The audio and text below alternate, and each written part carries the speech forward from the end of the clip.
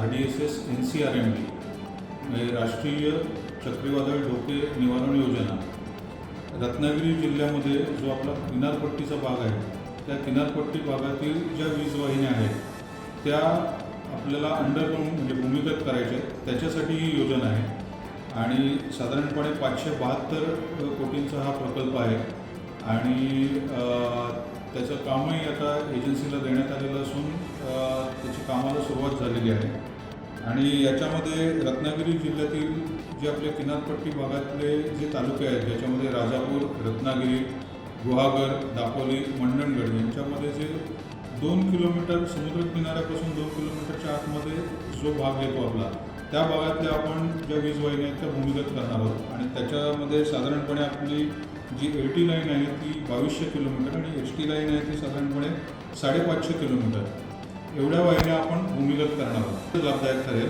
किनारपट्टी भागात म्हणजे आत्ता जर आपण मागच्या काही वर्षातला जर परिस्थिती जर आपण काही बघितली ज्याच्यामध्ये निसर्ग चक्रीवादळ त्याच्यानंतर तौक्ते चक्रीवादळ ही जी वादळ मोठी आलेली होती आणि त्यामध्ये मोठ्या प्रमाणावर या किनारपट्टी भागांमध्ये फार वीजवाहिन्यांचं नुकसान झालं होतं. काही ठिकाणी 1 आठवड्यापेक्षा जास्त कालावधीसुद्धा अशा ठिकाणी आपल्याला आपल्या वीजवाहिन्या पुनर्स्थापित करण्यामध्ये वेळ लागलेला होता. तर याच्यामध्ये आता वीजवाहिन्या अंडरग्राऊंड झाल्यामुळे निश्चितच हे प्रकार कमी होतील आणि लोकांना किनारपट्टी भागातील लोकांना त्यामुळे चांगल्या प्रकारची वीज सेवा देणं शक्य होईल. टाइम्स डिजिटलला लाईक करा, सबस्क्राईब करा, शेअर करा आणि बेल आयकॉन दाबायला विसरू नका. पाहत राहा टाइम्स डिजिटल.